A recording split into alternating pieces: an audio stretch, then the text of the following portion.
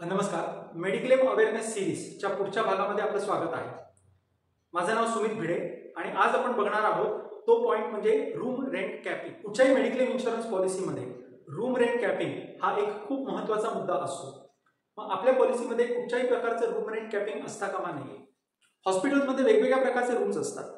मग general ward आहे, twin sharing आहे, सिंगल रूम असतात, सिंगल प्रायव्हेट एसी रूम्स असतात, मोठ्या मोठ्या हॉस्पिटलमध्ये डिलक्स रूम्स असतात, स्वीट्स असतात. आपण जेव्हा हॉस्पिटलमध्ये ऍडमिट व्हायला जातो तेव्हा सर्वात पहिल्यांदा सिलेक्ट करतो ती म्हणजे रूम. आपण जी ट्रीटमेंट घेणार आहोत त्या ट्रीटमेंटला होणारा जो खर्च आहे त्याच्यातले बरेचसे खर्च हे आपल्या रूमशी रिलेटेड असतात. रूम रेंट कॅपिंगचं आपण एक उदाहरण घेऊया. इथे मी एक पॉलिसी घेतलेली आहे ज्याची रक्कम आहे 5 लाख रुपये, पण त्या पॉलिसीमध्ये रूम रेंट लिमिट आहे 1%. मग 5 लाखाचे 1% म्हणजे 5,000 रुपये पर डे. म्हणजे ह्या पॉलिसीमध्ये तो पॉलिसी होल्डर जास्तीत जास्त किती रुपयाची रूम घेऊ शकतो, ज्याची रेंट आहे 5,000 रुपये. पण त्याला समजा हॉस्पिटलमध्ये 8,000 रुपयाची रूम मिळाली, 10 दिवस त्याचं हॉस्पिटलायझेशन झालं आणि टोटल बिल अमाऊंट झालेली आहे 2 लाख रुपये. मग विचार करायला गेलो तर आपल्याकडे 5 लाख रुपयाची पॉलिसी आहे आणि हॉस्पिटलचं बिल जे झालेलं आहे ते 2 लाख रुपये झालेलं आहे. म्हणजे पॉलिसी रकमेपेक्षा कमी अमाऊंटचं बिल झालेलं आहे. मग विचार करता सगळेच्या सगळे पैसे कंपनीने पे केले पाहिजे. पण ह्या पॉलिसीमध्ये रूम रेंट लिमिट असल्यामुळे की ज्याची रक्कम 5,000 रुपये पर डे होती आणि आपण जी रूम घेतलेली आहे ती 8,000 रुपये म्हणजे लिमिटच्या बाहेर जाऊन आपण रूम घेतलेली आहे. त्यामुळे पूर्ण पैसे आपल्याला मिळणार नाही.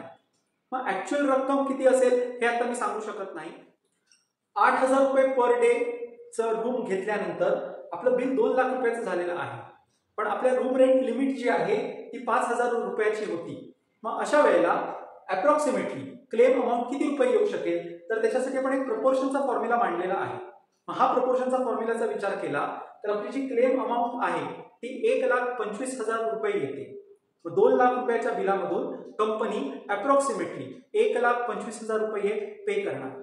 मग उरलेली जी रक्कम आहे जी आहे 75,000 रुपये ती आपल्याला स्वतःच्या खिशातून पे करावी लागणार आहे. मग त्यामुळे आपण पॉलिसी घेताना लक्ष ठेवलं पाहिजे की कॅपिंग त्याच्यात रूम रेंट कॅपिंग असता कामा नये. आणि जर तुमच्या पॉलिसीमध्ये रूम रेंट कॅपिंग असेल तर तुम्ही ती पॉलिसी बदलली पाहिजे.